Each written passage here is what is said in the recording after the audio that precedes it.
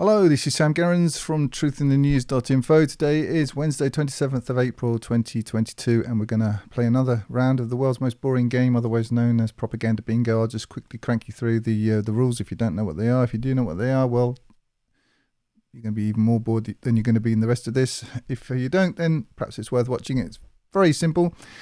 Basically, you've got a series of different things that propaganda uses, and obviously I'm concentrating here on the Russian special operation in Ukraine, but you can apply this to everything, okay? So this is the first basic thing that they use, unrelated items. And unrelated items, the way that works is... Hello, how are you doing? You know, the telephone call you get in the middle of the day from the scammer from some call centre on the other side of the world, trying to insinuate themselves into your life, trying to attach something that's completely unrelated to what's actually going on in your life so that they can benefit from it. Well, this is what propaganda uses. The second one is opinion leaders.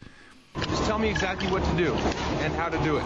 They're there to tell you exactly what to do and how to do it because you're too stupid to think for yourself, according to them. Next one, missing context.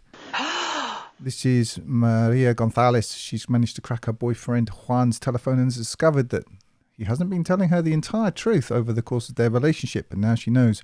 There's going to be lots of that in propaganda. It's how it operates, and it's not just Western propaganda. It's not just about this subject. It's about any subject because basically this is the currency of power. You've been told that you know your opinion counts and that you're important, and you've got this thing called democracy, and some people think it's a great idea. It's just imperfect or whatever it is, or people, you know, they all believe in this conceit, this idea that you have an opinion and your opinion's important. And the corollary to this, of course, is that when a lot of people wake up mythology. You hear it over and over again. You hear it from people who should know better. You know, all these people, they get everything. They understand how the New World Order works. They understand about the ruling elites, but still they drone on about when there's enough people wake up. Nonsense. If there's one thing the ruling elite know, how many people think, well, it doesn't matter for a second. Why? Because they are, by common consent, 0.00001% of the population, and their every waking moment confirms to them that it doesn't matter how many people think what. But anyway, you know, people believe in this mythology. It's a mythology. It's a kind of a story, and it must be nice to believe in it. Okay, so you believe in it. Well, anyway, you've got that one. Anyway, let's go on with the next one. Obfuscation and simulation. Well, you see, journalists don't really do journalism anymore, but they have to pretend to. It's a sort of simulation, and that's what it is. And this is Zoe. Add me as a friend. Zoe's going to pretend to be your girlfriend. Maybe one day she will, but really she won't. This is the truth. She's got, you know, hundreds of guys. They're all direct messaging her, and you're just one of many. And she's kind of spinning the plates until she hits the wall in a few years, and then it'll be all over. And she'll have to remember which one did well, and then go and suddenly she'll remember that something awful happened to her, and she'll be able to kind of take all his money. Anyway, the next one is gaslighting. Gaslighting is assumed conclusions mainly, and it's built into the language. And again, this isn't just how this works in this particular form of propaganda or this particular topic. It's how all propaganda works. It's also how entertainment, education, all this stuff works. It just is. The next one, shaming language and insults. Oh, you're a very bad man. Yeah, thank you, Julie. That's Julie Garland from the Wizard of Oz. This is either implied in the piece. It's not in all pieces, but it's in a lot of pieces. But certainly where you will get it is with triggered people, and nearly everyone is triggered now. The reason why they're triggered is because they're brainwashed, essentially. And the reason why they're brainwashed is because propaganda works. And it's not the only thing that works. It's a multi-front war. It's not just what I'm describing to you here. There are other things as well that I don't go into. Partly the way that language is constructed, partly to do with the chemicals that everyone's full of now, and electronic warfare, all kinds of different things. So this is just one part of a war. It's like if you put it into military terms, I'm just explaining how the infantry works, but we're not talking about artillery or I don't know, airborne divisions or the Navy, nothing. I'm just describing one part of how the power structure really works. But the reason why it has to work this way is because they have to pretend that your opinion counts. And if you tell people their opinion doesn't count, they have a hissy fit. I'm all right with it. I understand that we're ruled. I understand it. I don't confuse things. But, people don't like reality. Anyway, don't worry about that. Lies and demonization. They took the babies out of the incubators. Took the incubators and left the children to die on the cold floor. Okay, so this was from a real case, which is the invasion of Kuwait by the Iraqis. Now, this was real live testimony from some sort of princess. I think literally as well as sort of metaphorically, who told a complete lie. And lies and demonization, they're quite easy to spot. Anyway, the last one is...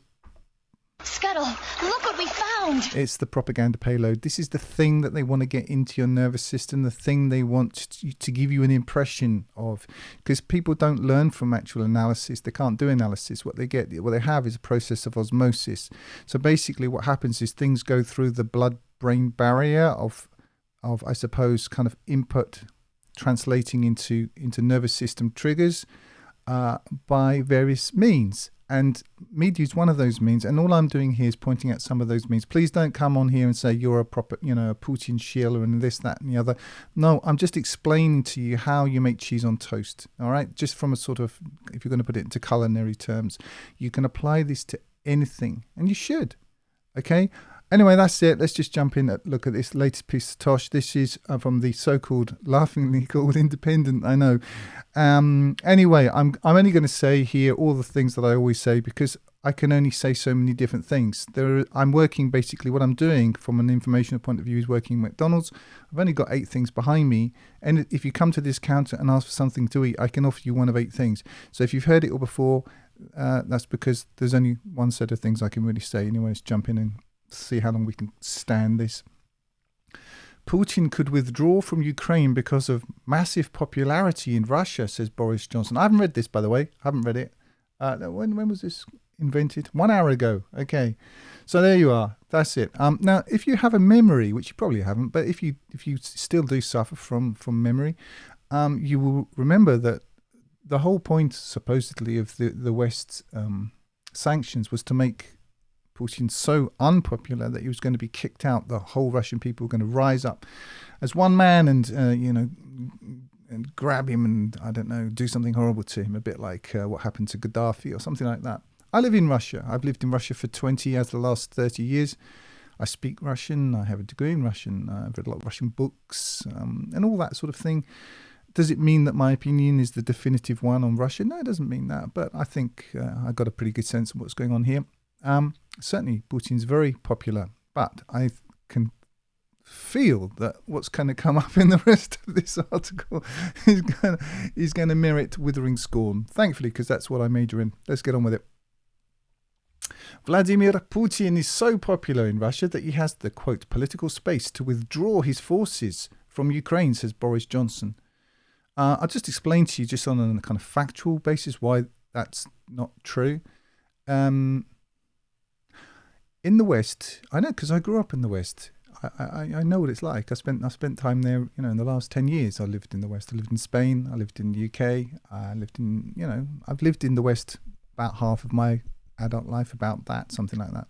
So I'm not guessing. I know that the leaders or the people that presented as leaders, these sort of I call them night managers at in sort of McDonald's or some Burger King. They don't own the franchise, but they're there to sort of do the customer facing bit.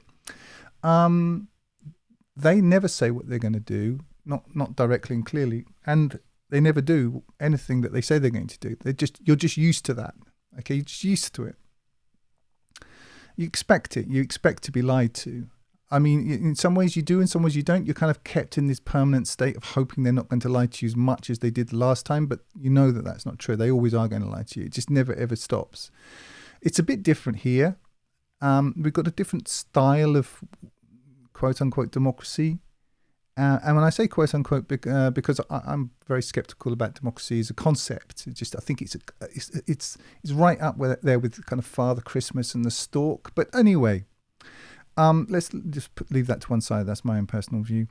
Putin tends to do what he says he's going to do. He says he's going to do it, and then he does it. I know it's a really difficult thing to get your head around, but that's just how it works here. So we all know, anyone who speaks Russian and has a functioning brain knows precisely what the goals are in Ukraine. Okay, this isn't Blinken who came in and said a couple of days ago that Russia's goal was to occupy the whole of Ukraine and turn it into Russia. No. We all know, because we know exactly what Putin said he was going to do. He said what this was about is demilitarization, denazification, securing the Donbass, and protecting the Russian speakers. Those are the main objectives. Until they are achieved, then this isn't over. Putin's popularity, which is flying, is because the Russian people agree with the plan. You see, the idea baked into the Victoria sponge cake of the presentation that you get is that somehow Putin's just popular because, Putin's popular because people in Russia like war or something. No. Or people in Russia hate Ukrainians. I've never met one. I mean, I'm not saying they don't exist, but I have never met anybody in this country in 20 years whose defining characteristic or even kind of noticeable characteristic was an observable dislike or hatred for Ukrainians. Never met them. I've never met that person. Maybe they exist, but I've never seen them. So that's not it. What it is that the Russian people, as far as I know, as far as I can tell, generally speaking, of course people are different, but generally speaking, agree with the aims as intoned by the commander-in-chief of this country. It's not that Putin is this kind of demigod that can just withstand any change in policy. No, it's the policy that people agree with. Anyway, this is a bit of a difficult concept probably for you to get, because in the West we're just totally used to being lied to all the time. My own view is that if Putin were to fall short of those aims as stated, he wouldn't survive politically. That's my view. Okay, let's carry on. The Prime Minister said that the Russian president still has, quote, massive backing from his own people despite international outrage over the invasion. Yeah, if you don't know... Hello, how are you doing? Sorry, that's the wrong button. Outrage.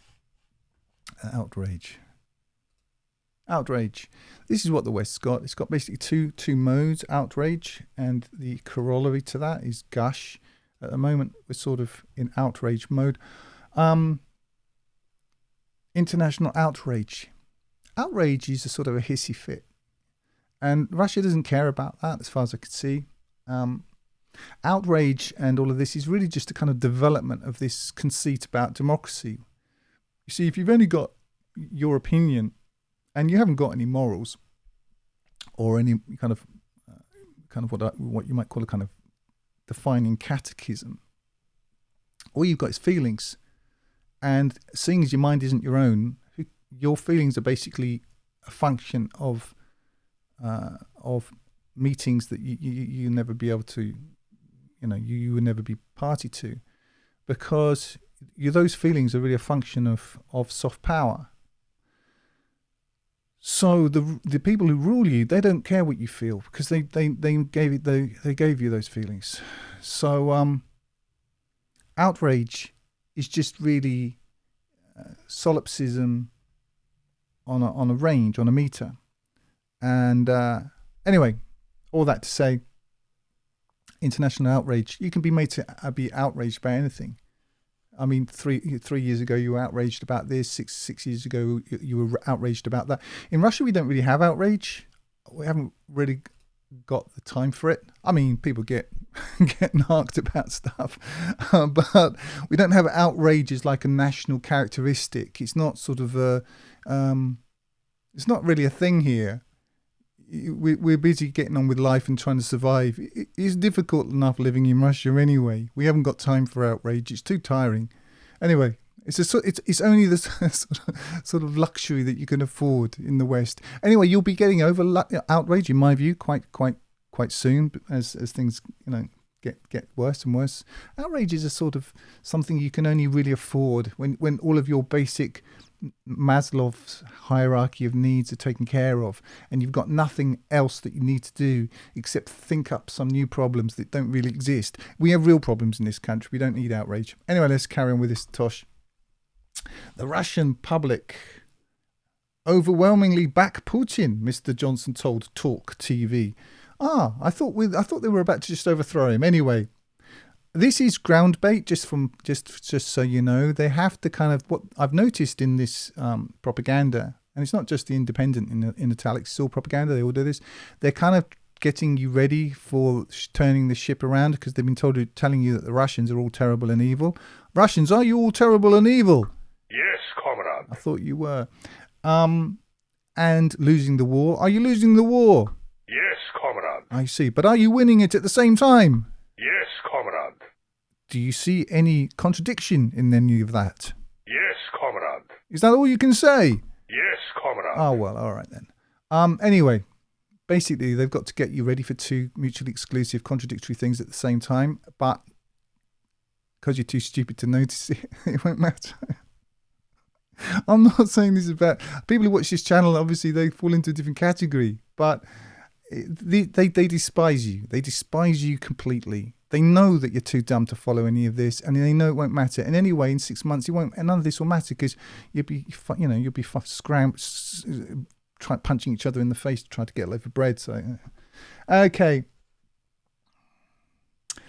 Therefore, he has the political margin for maneuver from within Russia. Putin has far more political space to back down, to withdraw. Well, this is exactly the point, which is not true. He's an opinion leader in this, I guess, Boris Johnson. I mean, there's a load of missing context, which is, it seems you know nothing about Russia and the Russian political system. It is, I suppose, kind of form of gaslighting. And I think the propaganda payload is here somewhere as well, which is the idea that Putin, that Putin should or would kind of back down, if that's the word they want to use. But none of this is true. To withdraw, the PM added there could come a point where he could say to the Russian people, the military technical operation that we have launched in Ukraine has been accomplished. He had a lot of room for maneuver. Well, yeah, he could do that if he wanted to commit political suicide. You see, there's no question that Russian soldiers are being killed, not in the numbers I think the Ukraine is presenting, but certainly they're being killed because it's a military situation. You get killed, and the Ukrainian army is huge and very well trained and very well equipped, or at least it was very well equipped until it engaged with the Russian army. But as I say, Russian people, we have a memory. We know what the war aims are. And if you think that Russian mothers are going to lose their sons for something that isn't going to be finished, I think that's a very... if you really wanted to get rid of Putin, that'd be the way to do it. Would be for him to stop short of what everybody understands. Everyone in this country, you could ask anybody, I think, from about 14 years old and up, what are the war aims? What are the war aims or the aims of the special military operation in Ukraine? What are they? They'd be able to name them. I mean, most Americans couldn't name you. Most Americans, if you look on Mark Dice's excellent channel and see some of the vox pops he does with people, these are American citizens who literally can't name, they can't name the vice president or something. Russia's, I'm not saying they're sort of all uber intelligent or anything, but people get this much. I'm pretty sure they do anyway. He has a lot of room for maneuver. Mr. Johnson also said he did not expect Putin to use tactical nuclear weapons. Well, why would we be... Oh, sorry, wrong button. There you are. This is an unrelated item. Hello, how are you doing? Tactical. Why are we talking about this? It's completely unrelated. But it doesn't matter. You can't be expected to remember any of this stuff.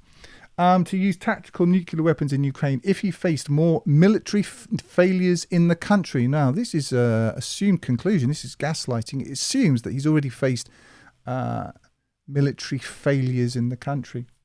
It's not true. I mean, certainly it's a war. You have tactical reverses. But in terms of the general picture of the war, the shaping the battlefield, as Scott Ritter puts it, or listen to also Colonel Doug McGregor, look him up on YouTube and sort by upload date. They'll tell you all about this. This is for children. This is for, this is herd management, because this is their job. These guys, Boris Johnson and all these other people, they're basically window dressing for the rulers.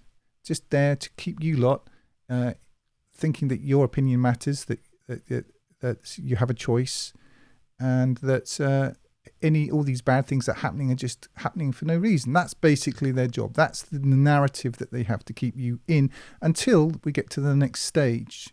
Then the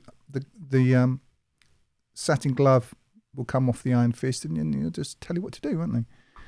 Mr. Johnson said he also did not expect Putin to use tactical nuclear weapons in Ukraine if he faced more military failures in the country, saying he was not worried about the scenario.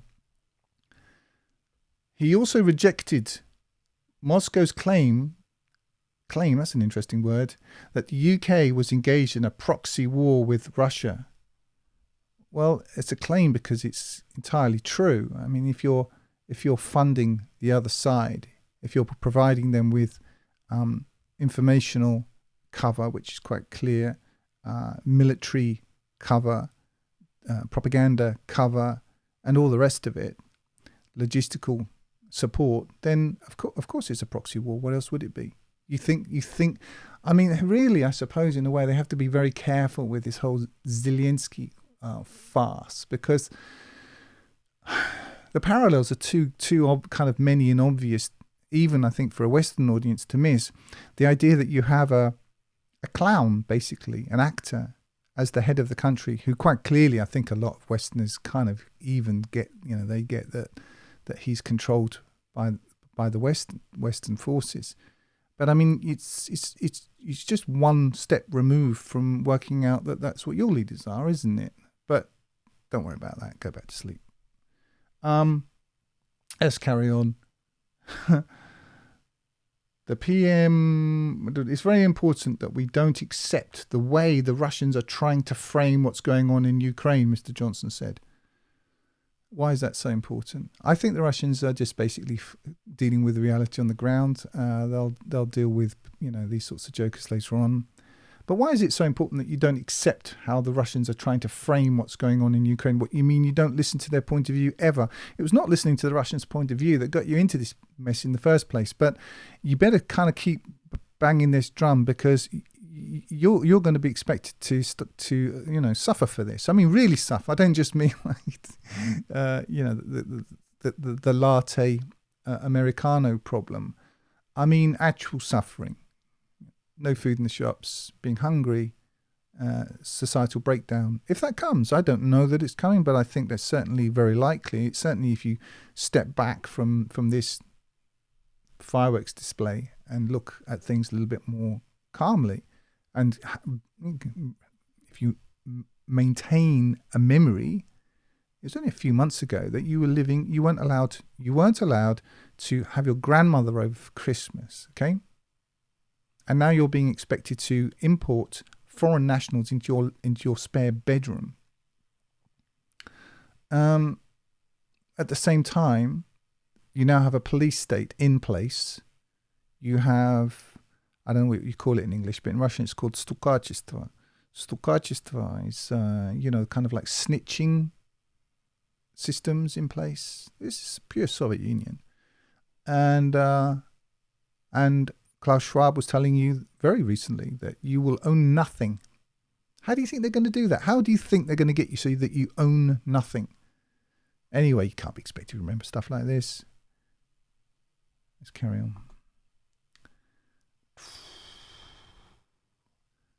The PM dismissed Sergei Lavrov.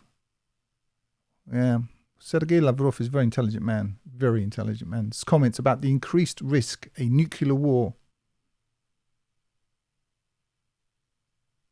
I think there's something wrong with that sentence. The PM dismissed Sergei Lavrov's comments about the increased risk a nuclear war. These people, they can't write anymore, but you can't expect them to do anything.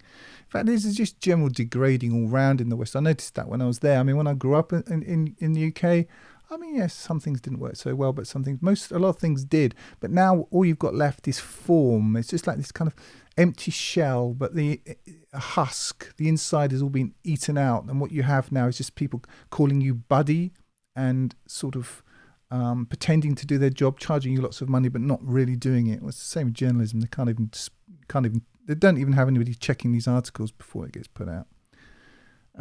Blah, blah. claimed NATO was, quote, in essence, end quote, engaged in a proxy war by supplying Ukraine with weaponry. Well, isn't that correct?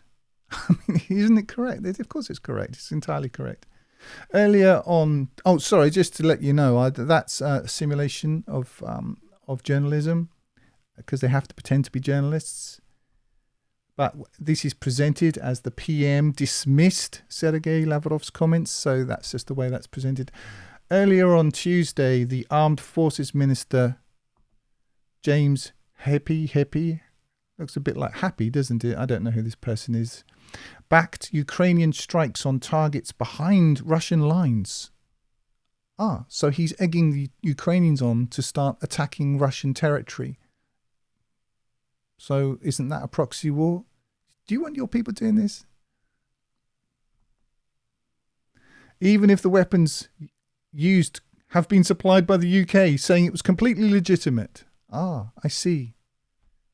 You're at war with Russia. You know that, don't you? And unlike you, here we've got tons of food.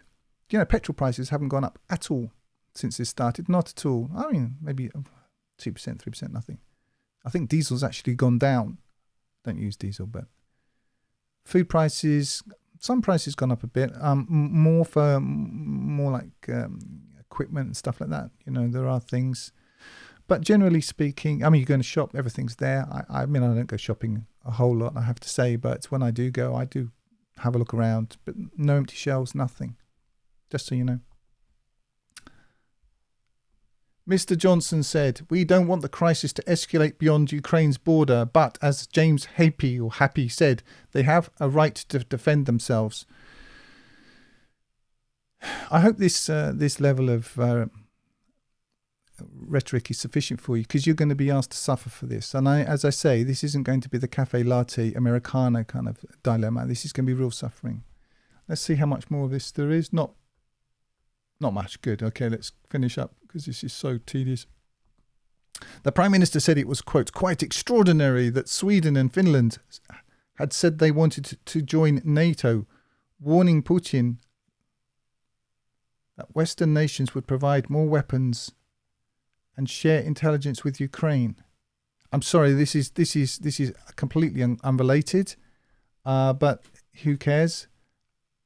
Just so you know, that the Russians provided Finland, I don't know, I can't speak to Sweden so much, but Finland, Finland has enjoyed for about 40 years, 50 years, 60, whatever it is, a very privileged status in terms of their military relationship, defense relationship with Russia.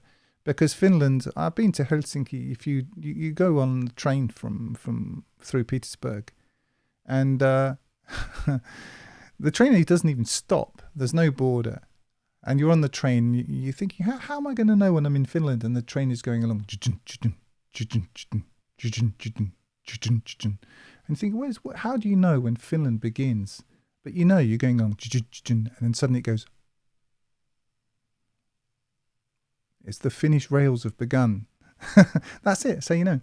And they just check your passport on the train. That's it. It's all very relaxed and civilized. And the reason why it's all like that is because Helsinki or Finland is 40, 50 miles, whatever it is, 25 miles from Petersburg. You think the Russians are going to let Finland join NATO?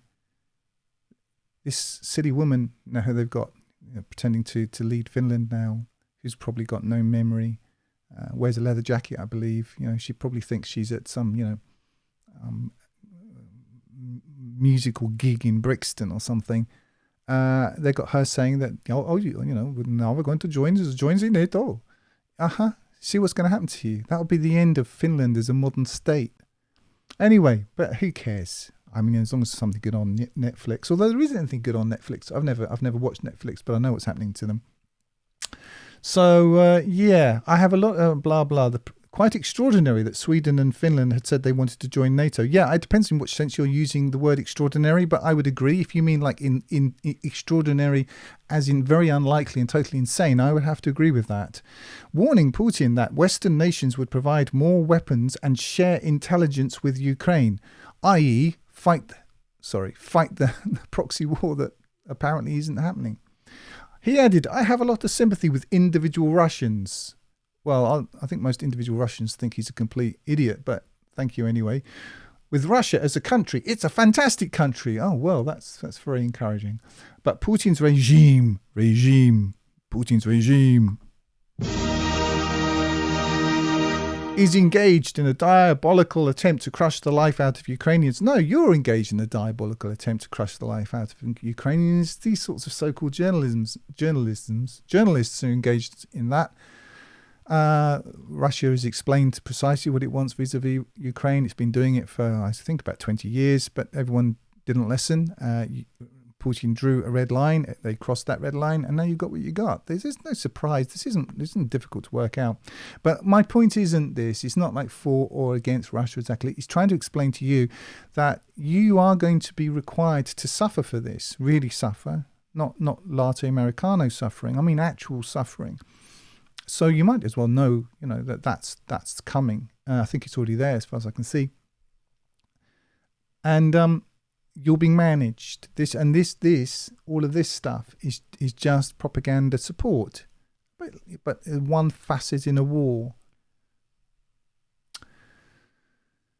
The PM did not rule out a prisoner swap to free a Briton who had been captured by Russian forces. Yeah, that would be a mercenary who had no business to be there, but under the influence, as far as I can tell, from that sort of Olympic level moron, Liz Truss, who went ahead and said, oh yes, all you young men who have nothing much to do, you've been playing video games for the last 15 years, never held a gun, off you go to Ukraine, fight for Ukraine. Anyway, one of these young men, he did that. He's been caught and he's been interviewed. You can find the interview on Facebook, on what's it called, YouTube. But said his government could not, quote, preempt what decisions may be made by Ukraine's leaders. Do you believe that? Preempt. I mean, if by Ukraine's leaders we're talking about NATO commanders, then I suppose I would agree with that bit. The family of Aydin Aslin, who had been captured during the Ukrainian war, want Russia to free him after he appeared in a video asking to be part of a prisoner swap in exchange for pro-Russian politician Viktor Medvedchuk, held by Ukraine. This is a whole issue. I'm not going to get into this, but yeah, okay. On the chances of a prisoner swap, Mr. Johnson said, we will do what we can. Clearly, it is for the Ukrainians. Oh, I see. So if it's for the Ukrainians, why do they need all of your military aid then, if the Ukrainians are so independent and self-sufficient? They have the other individual who is part of the equation. We really can't preempt what they may decide. So they can help them, but they can't help them, but they can only help them when it's really, really necessary. But when it's anything to do with something else, then they can, but they can't, but they can, but they can't. But who cares? Because basically the same agenda rolls on. And this applies not just to this tosh, it applies to all tosh, whether it's the feminist agenda, the sodomite agenda, the paedophilia agenda. There's just a whole list of stuff that's been ground through, which basically ends up with you lot being degraded over and over and over again. That's just the one constant.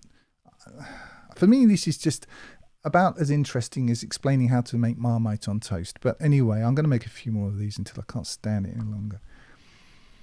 Mr. Johnson said Mr. Aslin and others were, quote, entitled to rights under the Geneva Convention. Well, I disagree with that. And I've heard various opinions on this, but he wasn't a member of an army.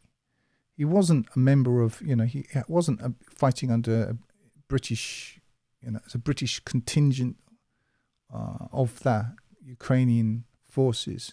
He just went there to fight, getting paid. So I think this is certainly a very grey area. And leaving that to one side, the Russians made it very clear that they have no interest in dealing with what they call mercenaries. And they said the very best that you can hope for, is to be prosecuted as a common criminal and go to a Russian prison. And the Russian military spokesman said, think about it 7 times. We say in English, think twice. He said, think 7 times before coming here. Well, this, and you could see this young man, this Aslin. I saw the interview. He didn't seem particularly bothered. This again, this feeling of exceptionalism that Westerners have, that the normal laws don't apply to them. The laws that apply to Slavs and brown people and Chinese people and people from India, none of this applies to them because they're from the West. That, you know, they're special somehow.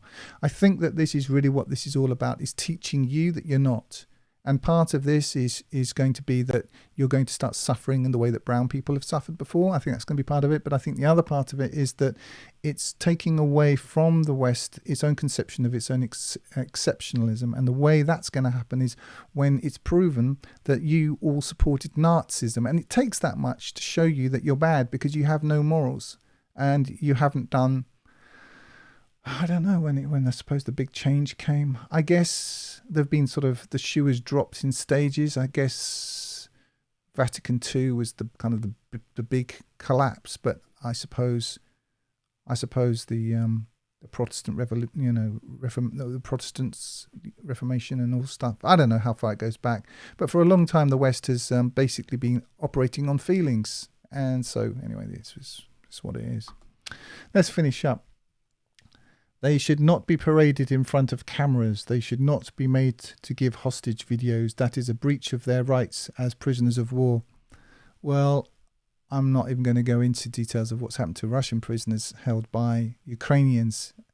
But one thing you can be certain of, the Russians are sucking all of this information into a huge archive, time stamping it, geolocation stamping it, and it will be part of...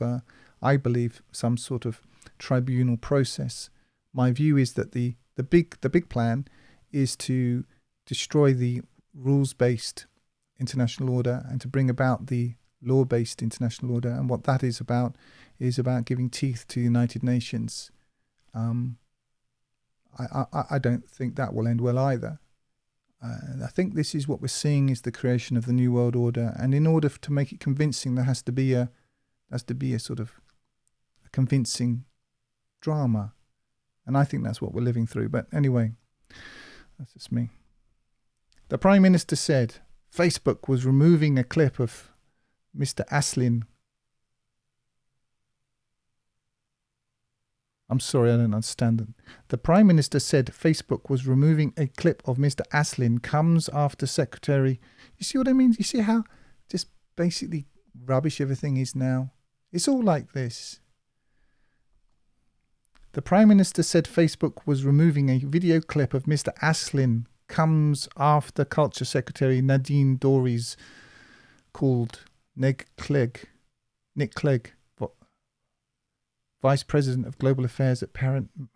It's incomprehensible. And anyway, it's irrelevant, so who cares about that? So there we are. This is how it works now. I think it's supposed to be confusing and insane. The medium is the message. And anyway, that's it. I've been keeping a check on. I don't really read the comments anymore, except I do kind of have a quick scan through them the next day, but I don't look at them immediately because it's just no point. But I've been keeping an eye on the subscriber levels, which are going down to almost nothing. They've kind of gone down. They're like 150, 200 a day, and now they're down to like 20, 10, 15 a day. So clearly, I've been shadow banned because I've done everything else the same. I've been making videos every single day and all the rest of it. So I think I'm going to make, a few more. I'd like to make a few more on other subjects, but we'll see how that goes. But, I'm not going to, keep spending tons of time on this because it uses up a lot of time, and I've got other projects that are more important to me, to be perfectly frank. Anyway, I hope that helps. Please just, if you don't, watch all of these videos, watch the first 5 minutes and just learn these 8 things, and you can apply them to absolutely everything. This is so basic. It's like playing noughts and crosses. You play noughts and crosses a few times, you realize there's only a certain amount of ways you can play this game. That's how it's played. That's how they manipulate you. What should happen is that you should become bored. When propaganda bores you, as it does me, you've reached the next level. It should bore you. I don't just mean the content. I mean the intent, the structure underneath this thing. I don't see the ones and zeros anymore. I only see these 8 things. That's all I see. I just read. It's like a crossword puzzle. You should be able to dissect any article. Say, okay, this is not connected. This is this. This is this. This is an assumed conclusion. There's a missing context. Missing context. You actually have to know something to realize that it is missing context. But the others, you should be able to. You should be able to get them, and when you do, you realize that this is just a form of crowd control. It's a herd management tool. That's all it is. It's what it isn't is journalism. It's not there to inform you. It's there to form you. That's it. That's how it works. It's not rocket science. Anyway, that's everything I've got to say on that subject, and that's all for now.